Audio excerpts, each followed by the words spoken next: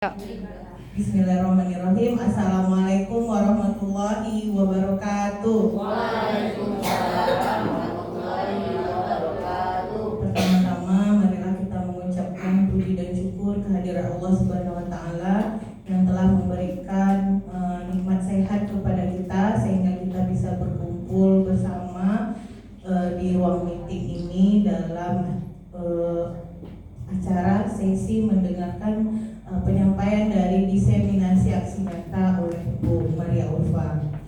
Tak lupa pula selawat beriring salam kita hadirkan kepada junjungan alam Nabi besar Muhammad Sallallahu Alaihi Wasallam dengan mengucapkan Allahumma sholli ala Sayyidina Muhammad wa ala ali Sayyidina Muhammad.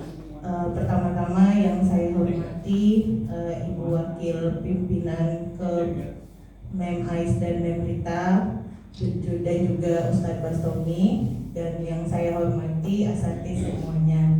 Baiklah, untuk tidak lama-lama memperpanjang waktu, mungkin sebelum kita memulai acara yang akan disampaikan nanti sama Bu Upe, kita dengarkan dulu sepatah dua patah kata dari Wakil Kepala Sekolah Bidang Kurikulum. Kepada Mem-Ais kami persilakan.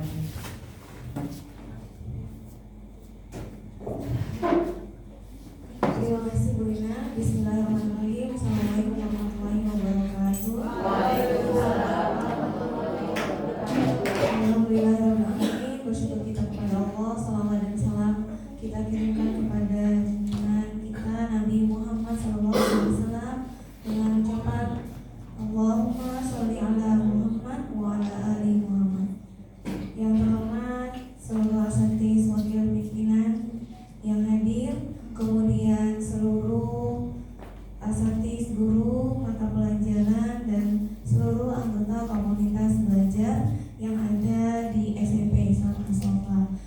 Baiklah, pagi ini kita memang sesuai dengan weekly agenda kita sebenarnya asatidz, pelaksanaan pertemuan untuk kombel kita yang biasanya memang membahas materi-materi mengenai hal-hal yang kita butuhkan di dalam kelas, hal-hal yang kita butuhkan mengenai pembelajaran dan sebagainya. Tetapi pagi ini memang sengaja kita isi dengan diseminasi dari CGP Angkatan 8 dan Angkatan 9 oleh Bu Yulfia Trianasari dan Bu Maria Ulfa, supaya kita semua juga tahu sebenarnya CGP ini programnya apa saja sih, materinya apa saja sih yang diberikan di dalam program tersebut, dan gunanya juga untuk apa ke sekolah, karena pasti akan ada imbasnya. Apalagi kita sekolah penggerak, tentunya ini akan sejalan atau sinkron dengan program sekolah penggerak dari CGP sendiri. Nah, asatidz, untuk pertemuan hari ini nanti modul yang diberikan itu mengenai budaya positif. Bisa jadi budaya positif di sekolah, budaya positif di dalam kelas. Nanti kita lihat, kita dengar bersama. Mudah-mudahan setelah diseminasi ini dilaksanakan, hal-hal yang baik yang belum kita terapkan di dalam pembelajaran terutama bisa kita terapkan dalam pembelajaran, karena memang banyak ilmu-ilmu baru, banyak hal-hal baru terutama relate dengan pembelajaran yang kita sendiri itu memang belum pernah membacanya, belum pernah melihatnya.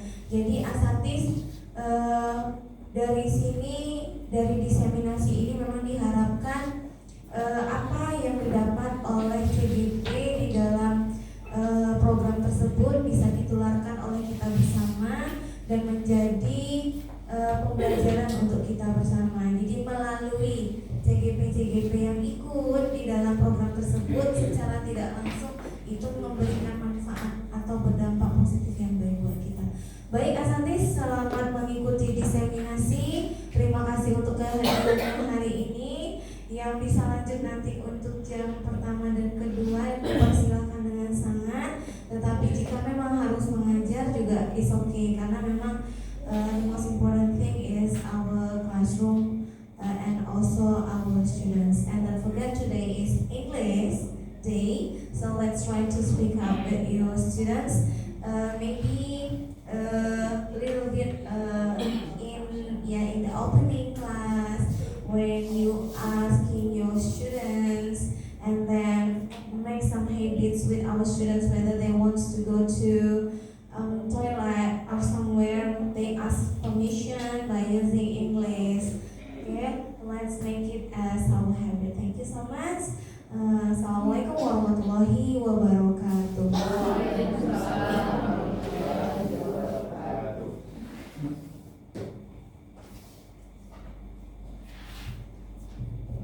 Baik, terima kasih kepada Memais.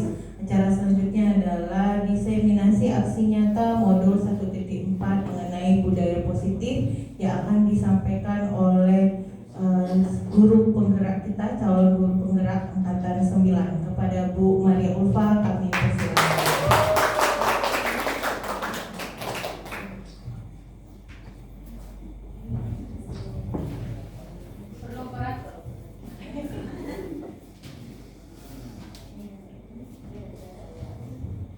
Bismillahirrahmanirrahim. Assalamualaikum warahmatullahi wabarakatuh. Waalaikumsalam warahmatullahi wabarakatuh.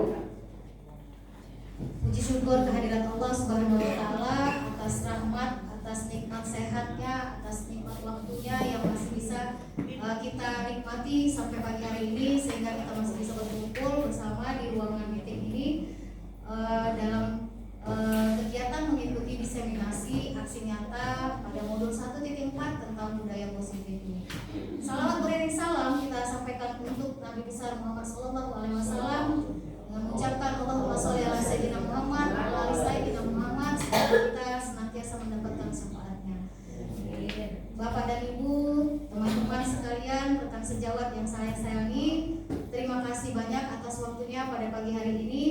Kepada Bapak Ibu pimpinan, saya juga mengucapkan terima kasih telah memberikan waktu dan kesempatan bagi saya untuk menyampaikan diseminasi aksi nyata saya pada modul 1.4, yaitu tentang budaya positif. Nah, Bapak Ibu rekan sejawat yang saya hormati, memang ini merupakan bagian dari tugas saya pada saat saya masih mengikuti pendidikan guru ini. Namun saya yakin banyak sekali nilai-nilai positifnya. Insya Allah saya yakin nilai-nilai positif yang saya dapatkan dari kegiatan pendidikan guru penggerak ini. Dan insya Allah saya tentu tidak akan mau mengetahui apapun itu untuk diri saya sendiri saja. Namun guru yang hebat itu adalah guru yang mau berbagi dengan teman-temannya. Dan saya yakin Bapak dan Ibu rekan sejawat saya lebih banyak ilmunya daripada saya yang berdiri saat ini di depan. Saya bukan bermaksud menggurui, saya hanya berbagi sedikit yang saya dapatkan pada pendidikan guru penggerak ini. Dan saya juga yakin ini semua sangat penting sekali kita ketahui untuk kemajuan sekolah kita SMP Islam Al-Sofar. Nah, Bapak dan Ibu, aksi nyata saya untuk modul 1.4 tentang budaya positif ini, yang ingin saya sampaikan dan ingin saya bagikan adalah bagaimana kita sebagai guru bisa menciptakan budaya positif. Dan saya yakin Bapak dan Ibu rekan sejawat yang saya sayangi ini semuanya sudah banyak melakukan hal-hal baik. Kita di SMP Islam Al-Sofar ini tentunya juga sudah memiliki aturan-aturan, tata tertib dan disiplin yang memang ditujukan untuk diri kita secara pribadi sebagai seorang pendidik, dan juga apa-apa yang harus kita patuhi pada saat kita berada di dalam kelas bersama siswa, dan apa yang harus kita lakukan untuk mengikuti semua kegiatan sekolah kita ini. Nah, saya hanya berbagi saja ya Bapak dan Ibu. Kemudian saya ada pertanyaan pemantik. Dalam kegiatan pagi ini saya memulai dengan pertanyaan pemantik ini Bapak dan Ibu. Pemberian hukuman dapat mendisiplinkan siswa. Setuju Bapak dan Ibu? Setuju. Yang setuju coba angkat tangan. Ya, apa itu? Oke, hukumannya seperti apa? Setuju atau tidak? Setuju. Setuju. Oke, nggak apa-apa. Berdasarkan apa yang sudah pernah kita lakukan juga nggak apa-apa, karena ini merupakan pendapat kita. Kemudian yang kedua, pemberian hadiah dapat meningkatkan prestasi siswa. Setuju? Oke, baik. Yang ketiga, guru harus mampu memberikan solusi. Sangat setuju. Apakah kita sudah pernah melakukannya? Sering. Dan yang terakhir, guru berperan sebagai teman bagi siswa. Setuju? Ada yang tidak setuju? Tidak apa-apa. Ya, Ustadz Bastomi tidak setuju. Kita tidak bisa melihat dari satu sisi sudut pandang saja. Yang pertama tadi apa? Pemberian hukuman dapat mendisiplinkan siswa. Bisa iya, bisa tidak. Ya. Ya, tergantung kondisi anak. Ya, ini ada anak yang harus diberikan hukuman, tanda kutip nih, Ya. konsekuensi dan sebagainya. Bisa jadi satu anak dengan keras sanksinya dia bagus. Bisa jadi satu anak dengan keras malah tidak bagus, ya kan? Jadi jawabannya tentu saja adalah bisa iya, Bisa tidak. Bisa iya, bisa tidak. Ya, yang kedua, Pemberian hadiah dapat meningkatkan prestasi siswa. bisa iya, bisa tidak. Oke, Ya, baik. bisa iya, bisa tidak. Artinya kita memberikan reward, kemudian juga sebagai motivasi bagi anak untuk terus berkembang. Dan di satu sisi, anak dikasih reward juga belum tentu dia kembali gitu. Ya. Sip. Oke, baik. Terima kasih. Terima kasih Ustaz. Nah ini kita bebas kok berpendapat. Jadi pada saat kami mempelajari materi modul ini di awal-awal juga terpancing. Loh, iya kan, memang iya. Pemberian hukuman itu dapat mendisiplinkan siswa. Karena dengan memberikan punishment yang selama ini kita kenal dapat mendisiplinkan siswa. Nah ternyata setelah mempelajari tentang disiplin positif, ya tentang budaya positif, terbuka lagi ternyata pemahaman saya tentang pemberian hukuman, pemberian penghargaan, pujian, ya apalagi hadiah untuk siswa kita. Nah insya Allah inilah yang akan kita kupas pada pagi hari ini. Ada pendapat dari Stephen R. Covey. Beliau mengatakan bahwa bila kita ingin membuat kemajuan perlahan, sedikit-sedikit, ubahlah sikap atau perilaku Anda. Namun, bila kita ingin memperbaiki cara-cara utama kita, maka kita perlu mengubah kerangka acuan kita. Ubahlah bagaimana Anda melihat dunia, bagaimana Anda berpikir tentang manusia, ubahlah paradigma Anda. Skema pemahaman dan penjelasan aspek-aspek tertentu tentang realitas. Nah, berangkat dari beberapa slide di awal ini, pada ibu rekan sejawat saya semua yang saya hormati, ada teori kontrol namanya. Teori kontrol ini yang akan kita tuju, semua ini kita akan menuju kepada teori kontrol. Mungkin selama ini kita memahami kok apa itu kontrol.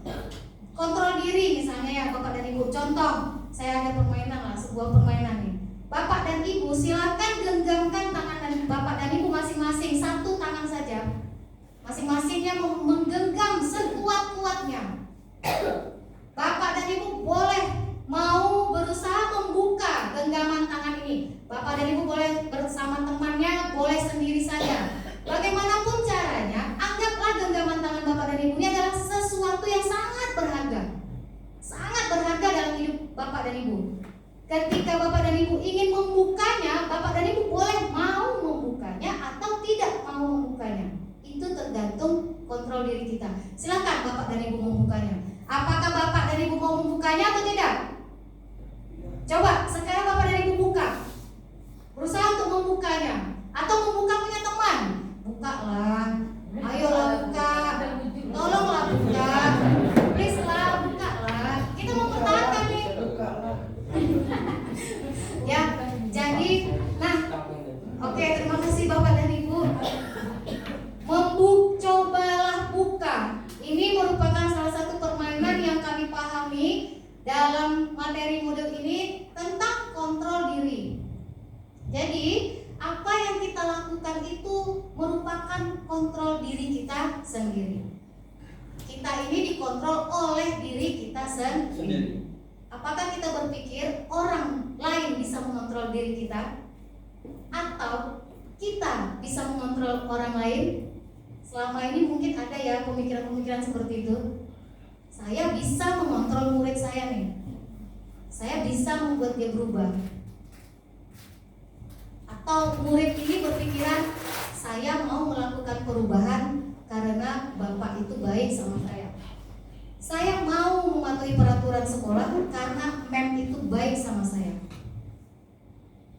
Tapi kalau yang jaga di meja piket itu, di pagar itu guru A misalnya, takut saya.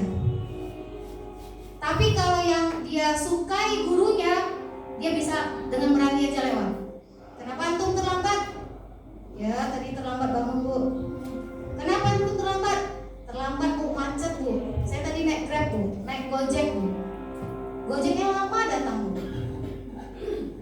Saya pribadi pun juga seperti itu. Selama ini saya mungkin memperlakukan murid dalam hal disiplin kadang-kadang up and down juga gitu. Melihat situasinya, melihat pelanggaran yang dilakukan oleh murid ini, kadang-kadang kita juga disibukkan lagi dengan pikiran kita, saya mau ngajar nih, kita mau ada kelas lagi nih, gak tuntas kita nih kepada murid. Contoh terlambat aja nih Bapak dan Ibu.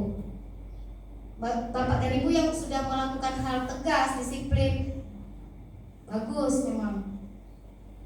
Saya nih yang secara pribadi mengakui diri saya belum bisa tegas, setegas Bapak dan Ibu yang pernah melakukan tegas itu. Saya berpikir juga, apa ya yang harus saya lakukan? Saya selama ini, saya bawakan diri saya aja Bapak dan Ibu. Mungkin saya tepatnya nanti pada posisi kontrol saya adalah banyak sebagai teman. Ternyata hal itu salah.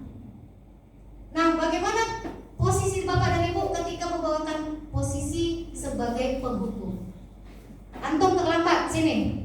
Kenapa antum terlambat? Sana antum, lari keliling lapangan, 2 keliling aja. Itu bentuk hukuman, gitu ya Bapak dan Ibu. Kalau yang bentuk teman mungkin, kenapa antum terlambat? Nah, ada lagi, alasan apa lagi? Ini udah yang kesekian kali loh. Ayolah, nanti ibu nih piket loh, dimarahin Bu Wiwit loh, kepala sekolah. Gak becus nih ibu piket. Masa gak berhasil loh bikin antum gak terlambat? Atau wali kelas kita nih, kasihan lah ibu. Nah, ibu nanti kena penilaian, ibu nih kena C loh penilaian ibu gara-gara kehadiran antum yang terlambat ini. Pernah kita seperti itu Bapak dan Ibu? Pernah ya. Saya juga pernah melakukannya. Gak apa-apa. Nah, dari materi yang inilah berusaha pelan-pelan merubah paradigma. Yang pertama pada stimulus respon. Yang selama ini kita lakukan adalah banyak pada stimulus respon. Realitas melihat bahwa kebutuhan kita itu sama. Ternyata dalam teori kontrol, realitas kebutuhan kita itu berbeda-beda. Kebutuhan kita ya, Bapak dan Ibu, kita sebagai guru dan kebutuhan anak sebagai murid itu juga perlu kita pahami. Yang kedua, semua orang melihat hal yang sama. Misalnya anak datang terlambat, saya yang piket pada saat itu, antum terlambat lagi.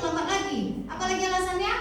Terlambat bangun. Nanti kawan-kawan yang lain juga akan berpikiran yang lain sama nih, bisa jadi image-nya sama. Oh, Kaisar sering terlambat.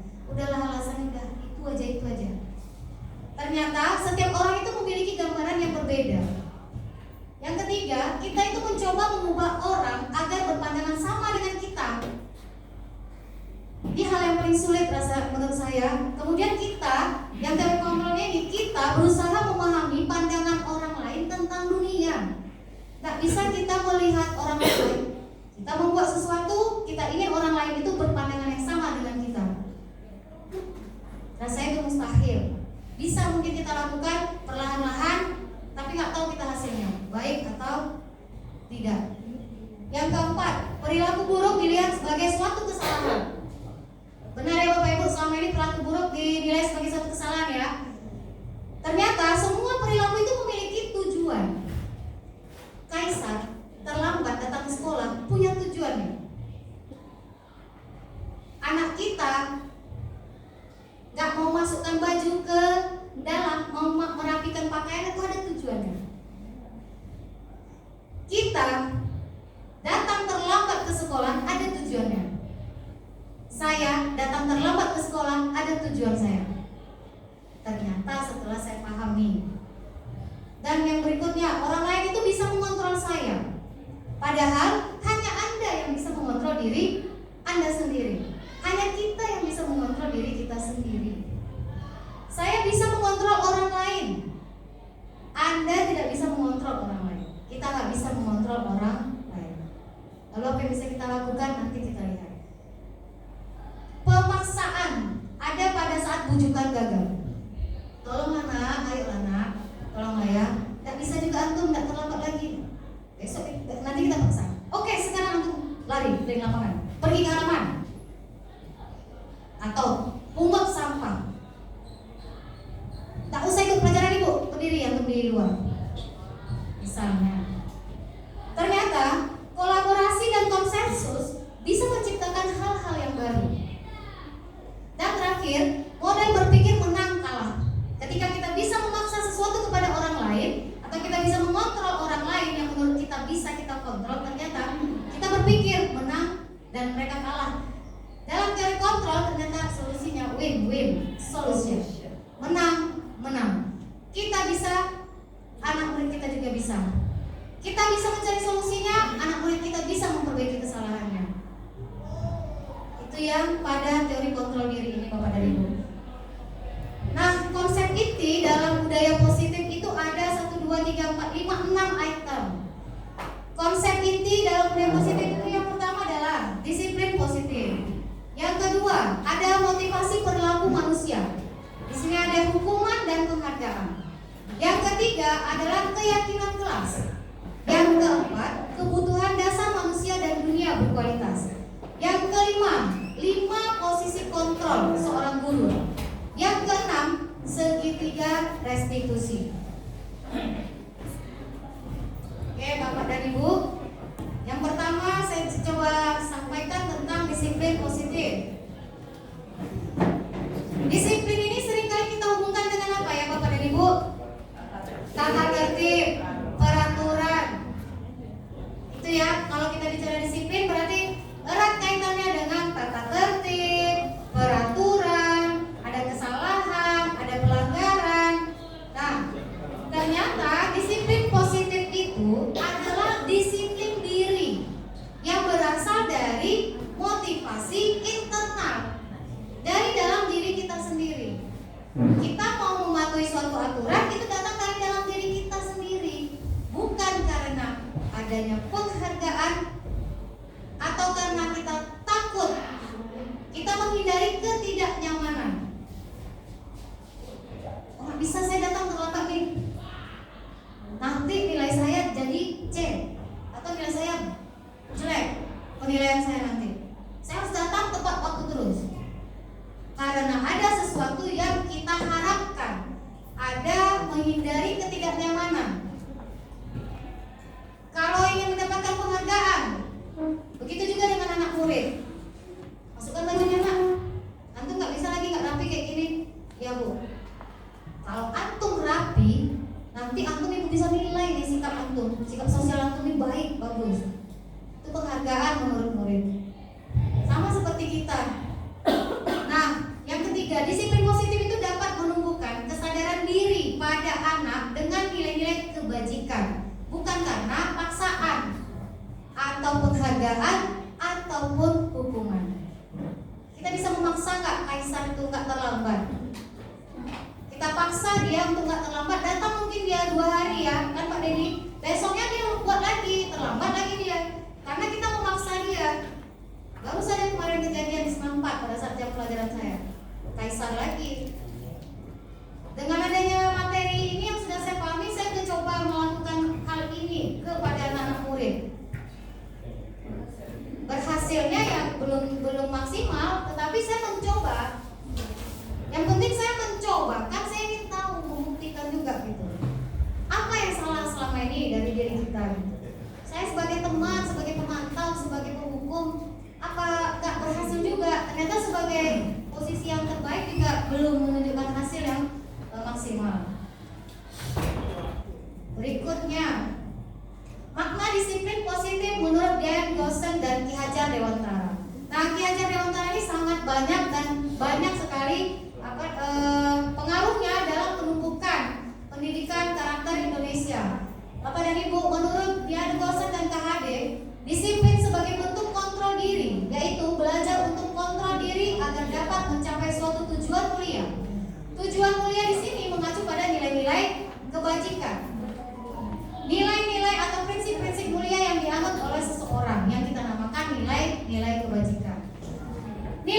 kebajikan adalah sifat-sifat positif manusia yang merupakan tujuan mulia yang ingin dicapai setiap individu.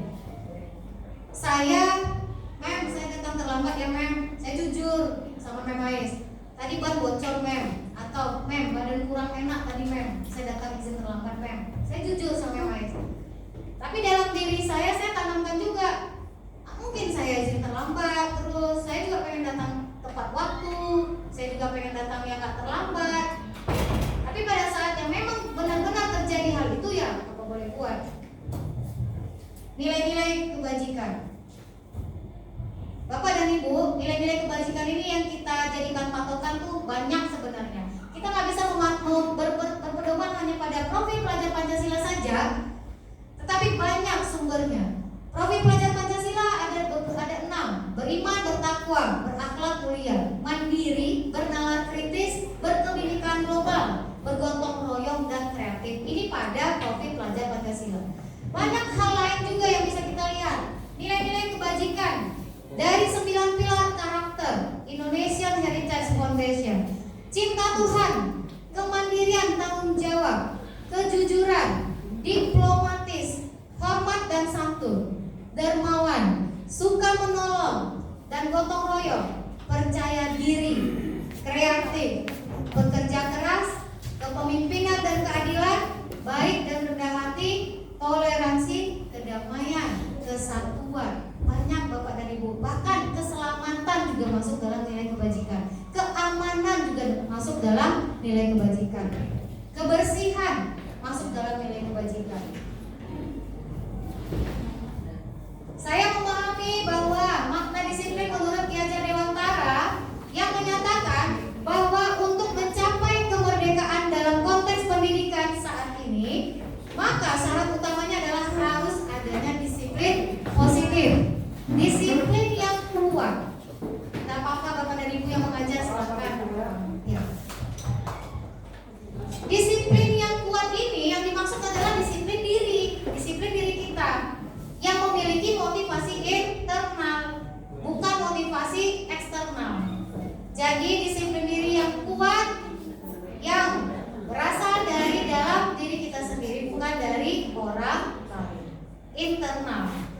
Lalu jika kita tidak memiliki motivasi internal, maka kita akan membutuhkan bantuan orang lain untuk membangkitkan motivasi tersebut. Berarti kita butuh motivasi eksternal.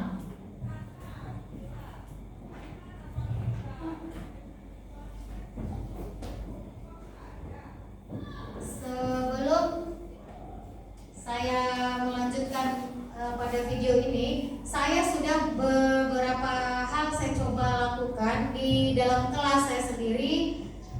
Banyak berkutat memang dengan materi, dengan tugas. Saya juga banyak kehilangan waktu dengan teman-teman, banyak ketinggalan informasi dalam mengikuti pendidikan guru penggerak ini. Ya itulah Bapak dan Ibu, memang menuntut kita untuk bisa membagi-bagi waktu. Sementara saya kerjakan tepat waktu saja, itu pun besok ada lagi, muncul lagi. Jadi nggak bisa kita tunggu. Kalau saya biarkan numpuk sampai di rumah, ya begitu lagi kita buka lagi pekerjaan kita yang guru penggerak. Di sekolah tentu kita juga mengutamakan tugas mengajar di kelas. Nah ini salah satu contoh bentuk disiplin positif. Saya membuatnya dalam bentuk video. Ini anak-anak yang memasukkan baju ke dalam, ya, merapikan pakaiannya. Sebenarnya hal-hal kecil seperti ini bisa kita lakukan, tetapi tidak menggunakan hukuman misalnya gitu, tidak memarah-marahi. Nanti kita lihatlah Bapak dan Ibu apa perbedaan hukuman, perbedaan konsekuensi, ya, penghargaan. Nah kita lihat juga. Nah akhirnya ini saya masih berposisi sebagai teman ini, lebih banyak sebagai teman. Oke, baik Bapak dan Ibu. Ada hubungannya dengan motivasi perilaku manusia. Motivasi perilaku manusia itu ada 3 Bapak dan Ibu. Yang pertama, untuk menghindari ketidaknyamanan atau hukuman, itu yang tadi saya sampaikan. Yang kedua, untuk mendapatkan imbalan penghargaan dari orang lain. Yang pertama ini adalah posisi yang terendah menurut Diana Gosset. Ini yang terendah, nilai-nilainya tidak ada di sini untuk menghindari ketidaknyamanan. Ya, bisa saja berulang lagi dia ini. melakukan pelanggaran lagi.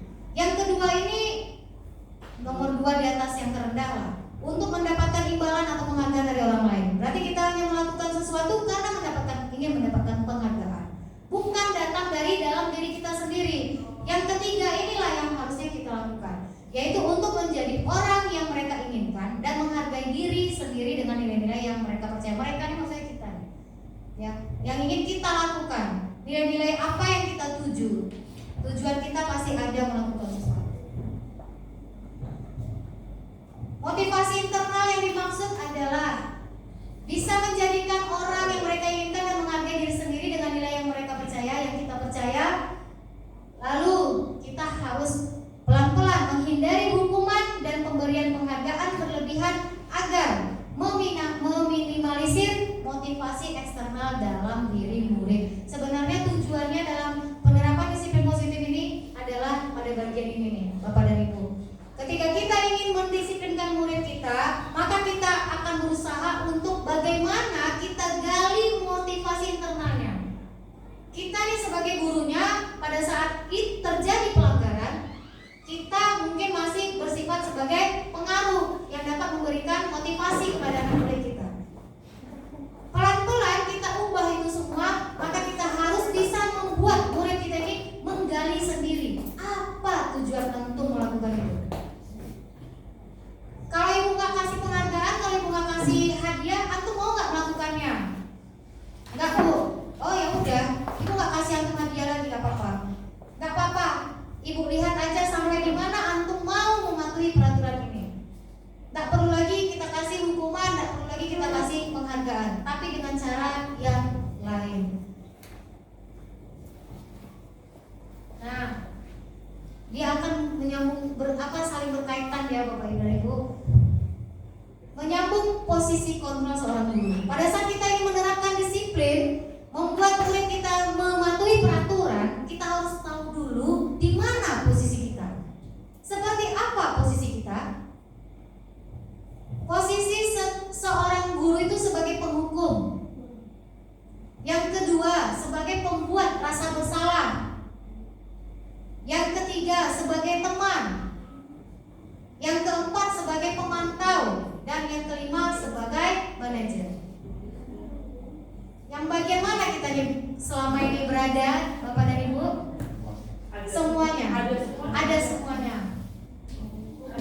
Sebagai penghukum kita pernah, pembuat rasa bersalah kita pernah, teman, pemantau, dan manajer.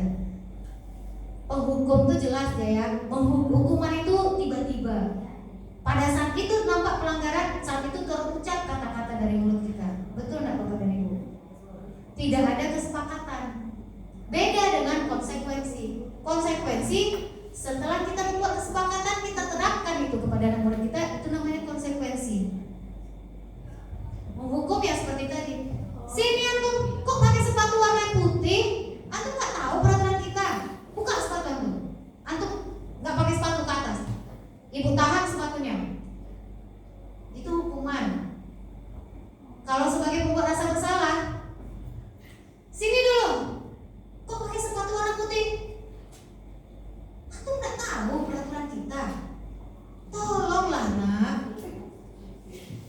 Ibu wali kelas antum, jadi kena nanti dinilai ibu. Berarti ibu dinilai nggak becus nih. Mendidik antum, membuat peraturan ini tegak di kelas. Tolonglah nak. Masa nggak bisa tolong ibu? Nanti ibu jadi kena marah loh sama kepala sekolah. Itu pembuat rasa bersalah. Kalau sebagai penghukum, apa yang terjadi pada murid kita?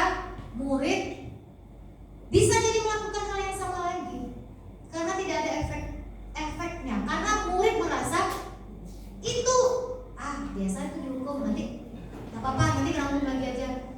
Karena anak tadi belum punya motivasi intrinsik dari dalam dirinya. Kalau pembuat rasa bersalah, nah ini juga cukup fatal akibatnya nih Bapak dan Ibu. Tolong anak ya, janganlah kayak gini, kasihanlah ibu nak. Ibu nanti kena marah loh sama kepala sekolah, ya kan? Tolonglah ini CCTV hidup nih ha. Bantulah ibu di kelas ini, nanti ibu dinilai, ibu kena telepon loh, kasihan sama ibu. Itu ternyata kata-kata yang lembut kita ucapkan kepada anak murid membuat anak merasa bersalah. Anak ternyata menyimpan sesuatu yang besar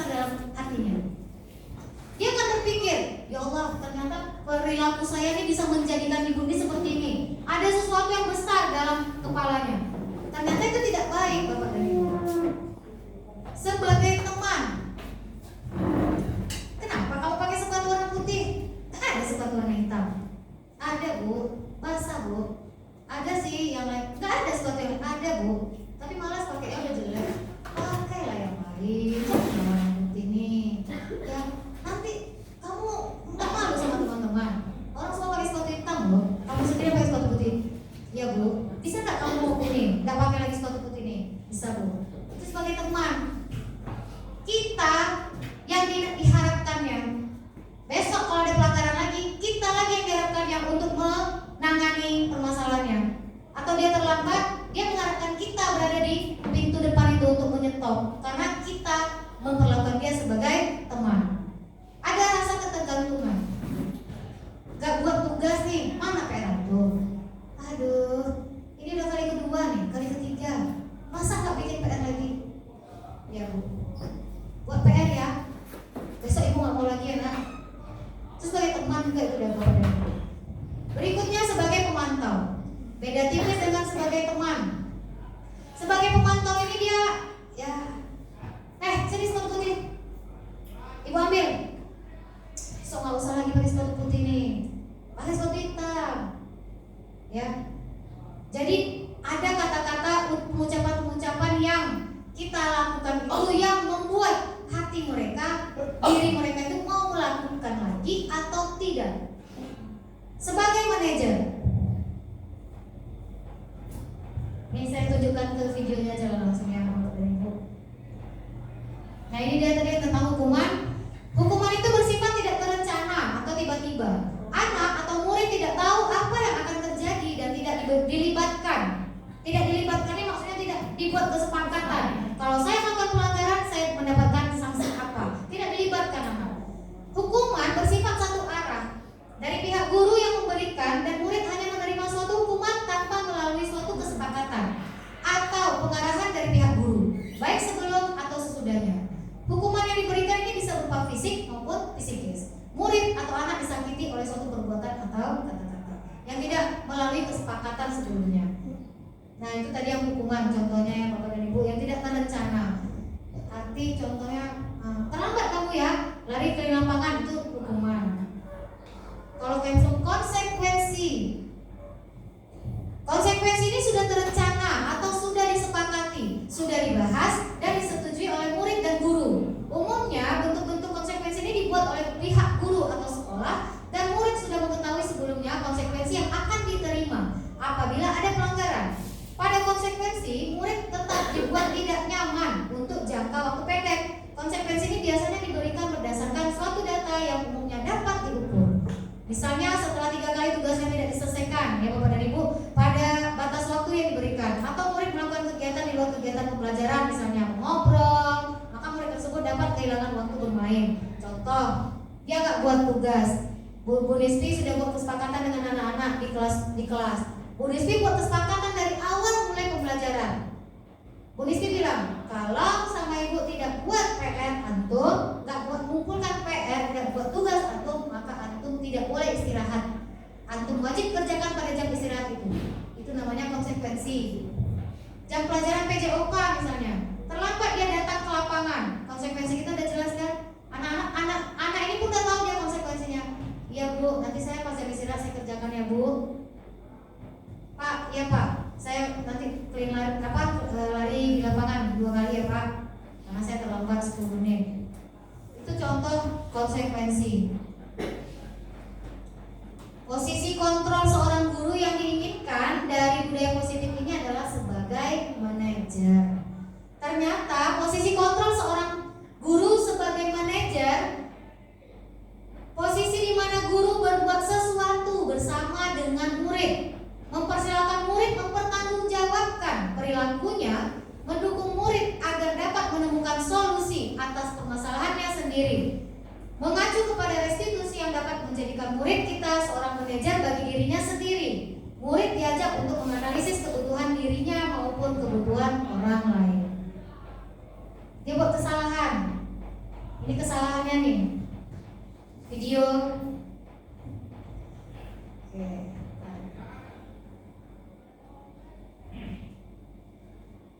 Restitusi itu adalah proses menciptakan kondisi bagi murid untuk memperbaiki kesalahan mereka, sehingga mereka bisa kembali pada kelompok mereka dengan karakter yang lebih kuat. Restitusi ini juga merupakan proses kolaboratif yang mengajarkan murid untuk mencari solusi untuk masalah mereka dan membantu murid berpikir tentang orang seperti apa yang mereka inginkan dan bagaimana mereka harus memperlakukan orang lain. Nah, inilah kira-kira restitusi yang bisa kita lakukan untuk kita terapkan posisi kita sebagai manajer dalam pelanggaran yang terjadi pada murid. Guru berperan sebagai manajer dan menjalankan segitiga restitusi dalam penyelesaian masalah. Ada 3 hal yang terdapat pada segitiga restitusi. Yang pertama, menstabilkan identitas. Yang kedua, validasi tindakan. Dan yang ketiga, menanyakan keyakinan. Tindakan restitusi dapat mengarahkan murid menemukan solusi dalam penyelesaian masalahnya. Ini Bapak dan Ibu, sebuah video yang saya ambil kemarin, ini sebagai contoh saja. Memang tidak melakukan pelanggaran anaknya, tapi saya buatkan contohnya.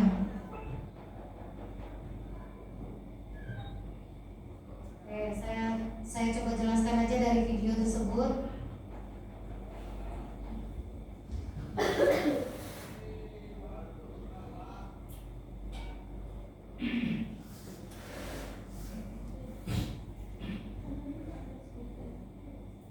Ya.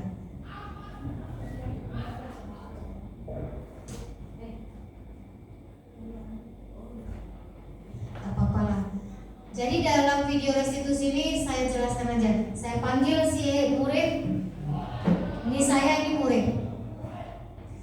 Laika, Ibu dengar, Laika menyebarkan video, Laika menyebarkan foto Alia ya dalam grup kelas. Laikanya kesal, iya Bu, Laika sebarkan video Alia itu. Kenapa Laika melakukan hal itu? Habis Laika kesal Bu sama Alia. Kenapa Laika kesal? Kita masih bicaranya masih lunak ini sama anak.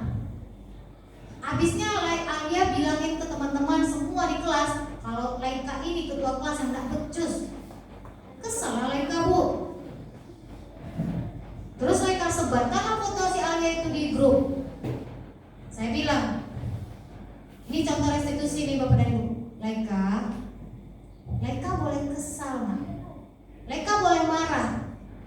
Tetapi boleh Laika menyebarkan foto Alia itu ke grup sehingga teman-teman Alia melihat foto yang buruk dari Alia itu. Diam Laikanya. Habis Laika kesal Bu.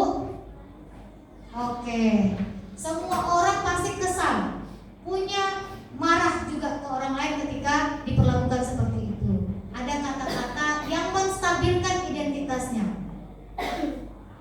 Lalu memvalidasi tindakan. Apalagi yang Laika lakukan? Laika sebarkan fotonya Alia Bu di grup. Terus ya teman-teman bilang, wah Alia, diketawain Alianya Bu. Oh gitu, itu validasi tindakan. Lalu saya bilang, Laika ingat gak kita punya satu keyakinan kelas? Ingat Bu. Apa keyakinan kelas kita? Ada berapa poin? Ada 5. Yang Laika lakukan ini kira-kira berhubungan dengan keyakinan kelas kita yang mana? Berhubungan dengan apa Bu? Menghormati dan menghargai. Laika ingat dengan keyakinan kelas kita ini?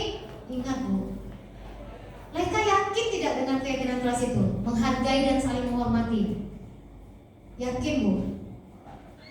Lalu apa yang akan Laika lakukan kalau Laika meyakini keyakinan kelas ini? Ya Laika mengakui salah Bu. Apa yang Laika bisa lakukan lagi? Laika mau minta maaf sama Alia Bu. Laika juga mau bilang ke teman-teman di kelas bahwa Laika melakukan hal ini karena Laika kesal sama Alia. Laika jelasin nanti ke teman-teman bahwa Alia melakukan hal ini kepada Laika terlebih dahulu. Laika mau minta maaf sama teman-teman semua di kelas. Oke. Ibu hargai bentuk tanggung jawab Laika. Kapan kira-kira Laika mau lakukan itu? Nanti Bu. Laika mau langsung melakukannya. Iya Bu. Kira-kira keyakinan kelas ini mau kita jalankan terus atau tidak? Mau kita jalankan lah Bu. Bisa nggak Laika bantu Ibu untuk mengingatkan teman-teman dengan keyakinan kelas ini? Bisa Bu. Nanti Laika bilangin ke teman-teman. Laika kan ketua kelas. Nanti Laika bilang ke teman-teman bahwa ini yang harus kita patuhi, saling menghormati dan menghargai. Oke Nak, terima kasih atas tanggung jawab Laika, atas kerjasamanya. Laika sudah mengakui kesalahan. Ingat ya Nak ya, keyakinan kelas itulah yang bisa kita jadikan acuan. Nilai-nilai apa yang Laika ingin wujudkan? Ya Bu. Terima kasih Leka, silakan kembali ke kelas. Bapak dan Ibu, itu hanya contoh bentuk restitusinya. Pernah saya lakukan berdasarkan materi yang sudah saya dapatkan ini. Beda cerita kalau kita menjadi teman.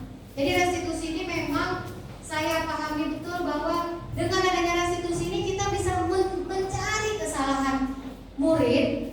Murid mengakui pelanggarannya, mengakui kesalahannya, kemudian kita bisa memberikan murid itu kesempatan untuk bertanggung jawab. Murid itu mau bertanggung jawab, kita buat dia bertanggung jawab. Ada keyakinannya. 3 tindakan dalam restitusi itu. Yang pertama tadi menstabilkan identitas. Yang kedua, kita validasi tindakan yang benar. Wajar kok antum merasa kesal, boleh. Antum marah, boleh nak. Tapi ingat ya, Ibu Dita, Guru BK lebih paham sih sebenarnya. Bagian dari pelajaran Bu Dita nggak sih nih? Iya, konseling. Kemudian saya juga meminta testimoni dari siswa untuk tindakan restitusi. Saya tanyakan kepada siswa, bagaimana kira-kira kalau misalnya ibu menghukum antum atau memperlakukan antum seperti tadi? Jangan Bu, mendingan yang seperti tadi. Satu lagi saya cobakan ke Wafa. Enggak lah Bu, kalau menghukum tuh. Nah, inilah yang pelan-pelan akan kita coba ganti dan kita ubah. Yang berikutnya lagi ini adalah tentang keyakinan sekolah atau keyakinan kelas. Nah, tadi dalam restitusi saya juga sudah menyinggung sedikit tentang keyakinan kelas. Ternyata Bapak dan Ibu, kita selama ini punya peraturan kelas. Betul Bapak Ibu? Kita punya peraturan kelas ya. Peraturan kelas itu sifatnya lebih detail, lebih konkret. Contoh peraturan kelas: memakai seragam sekolah, tidak terlambat datang ke sekolah atau hadir tepat waktu, makan bersama di kelas, makan siang bersama di kelas, tidak menggunakan bahasa daerah, apalagi tidak mengejek orang tua, tidak mengejek teman. Itu contoh-contoh peraturan kelas. Apa perbedaannya dengan keyakinan kelas? Keyakinan kelas ini adalah isinya berupa pernyataan yang universal dalam bentuk positif dan mudah diingat yang dapat diterapkan di lingkungan sekolah dan dipatuhi oleh semua warga sekolah. Mungkin nanti setelah saya selesai melaksanakan pendidikan guru penggerak, akan ada teman-teman lain yang mengikuti guru penggerak ini. Mari kita sama-sama buat keyakinan kelas, kita terapkan keyakinan sekolah. Insya Allah kalau kita sama visinya, sudah dapat kita semua pemahamannya, bisa kita ciptakan lingkungan sekolah yang positif. Jadi seperti apa bentuk keyakinan kelas itu? Yang sifatnya universal, sifatnya abstrak. Kalau peraturan kelas kan lebih detail, lebih konkret. Contohnya keyakinan kelas adalah menghormati dan menghargai. Kita buat aja di kelas itu, kita sepakati. Prosesnya adalah membuat keyakinan kelas ini, kita bersama-sama murid di dalam kelas. Kita buat kesepakatan. Dalam keyakinan kelas ini kita harus melibatkan murid. Tidak bisa kita saja yang membuat keyakinan itu. Oke anak ibu semuanya, ibu sudah buat keyakinan kelas kita untuk kita patuhi selama 1 tahun ini di dalam kelas ini. Tidak bisa. Keyakinan kelas tidak bisa dilakukan seperti itu. Lalu caranya seperti apa? Prosesnya dengan melibatkan semua murid. Melibatkan semua murid, memberikan mereka kesempatan dan peluang. Sampaikan apa yang ingin antum wujudkan di dalam kelas ini menjadi seperti apa kelas ini.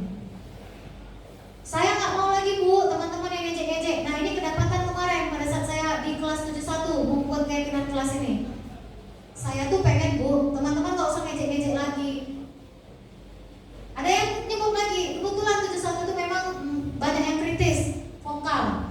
Mereka juga bilang, ada yang bilang, Bu, saya pengen sopan. Kenapa? Antum pilih sopan kenapa nak? Saya kadang-kadang Bu, Alia, ketua kelas, dia bilang, saya nyiapkan nih Bu.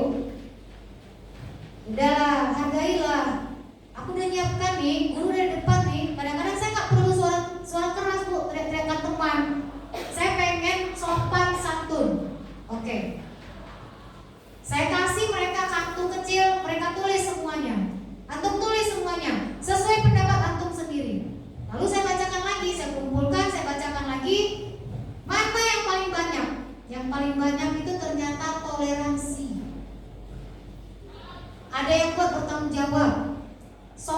santun, toleransi, percaya diri, kerjasama. Tentunya sudah saya paparkan dulu nih nilai-nilai kebajikan yang tadi itu.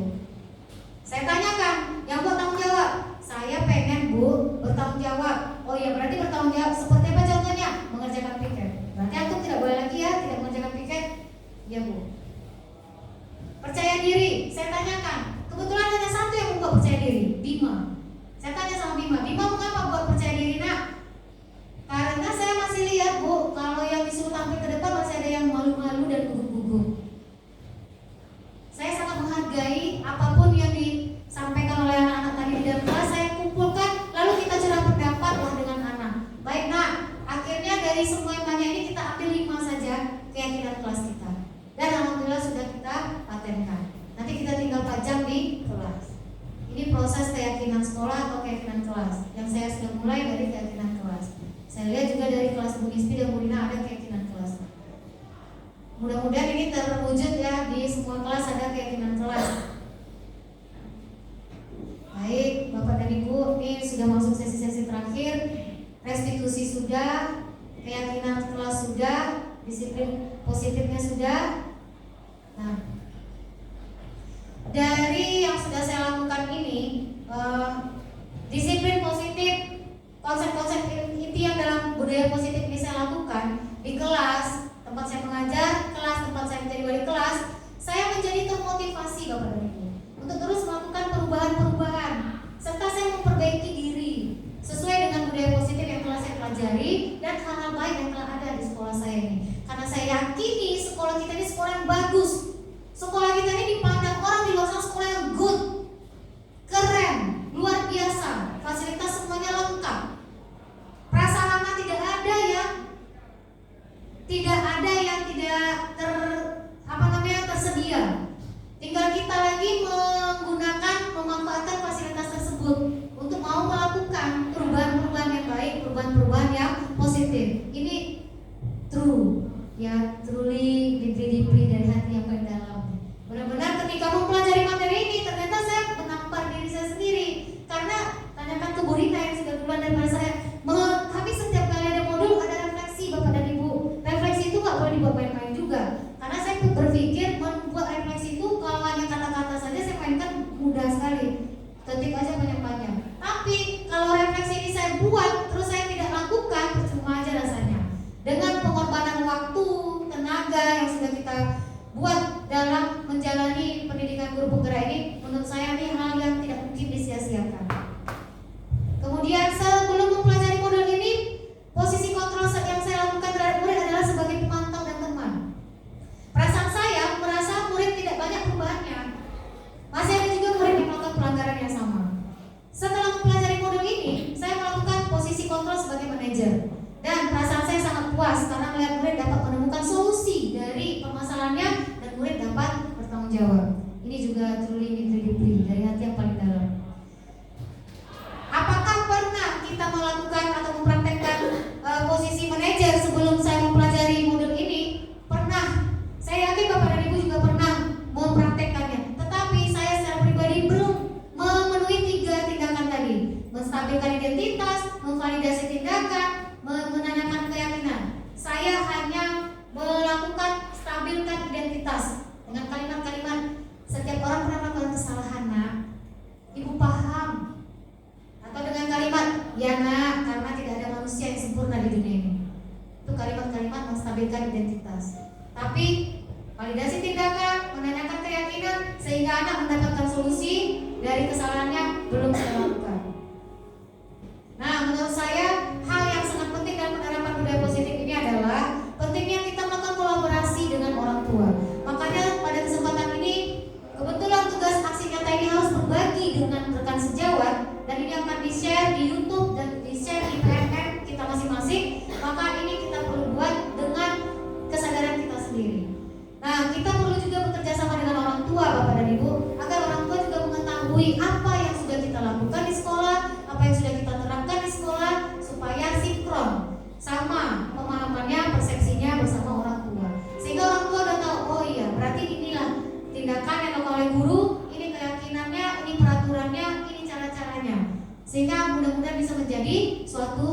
kebiasaan yang baik bagi murid kita.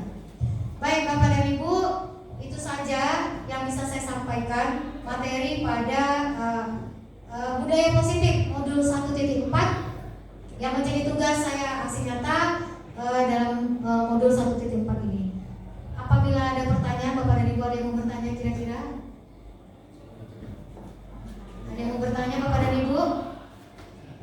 Pas? Baik, terima kasih Bapak dan Ibu. Setelah saya menyampaikan ini, saya yakin Bapak dan Ibu juga lebih banyak pengalamannya, lebih banyak pengetahuannya daripada saya. Sekali lagi saya sampaikan, saya bukan menggurui di depan ini, saya cuma mencoba men-sharing apa yang sudah saya dapatkan. Tidak ada kata yang bisa saya ucapkan selain ribuan terima kasih atas kehadirannya, atas waktunya, atas meluangkan kesempatan ini kepada saya sehingga dapat berbagi pada pagi hari ini. Terima kasih. Saya tutup dengan membacakan hamdalah. Wabillahi taufiq wal hidayah.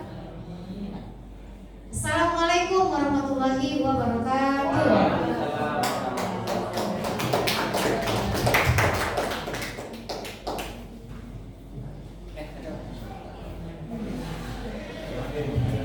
Baik, terima kasih. Kasih aplaus sekali lagi untuk Bu Upi, Bapak Ibu yang telah membahaskan kepada kita tentang budaya positif.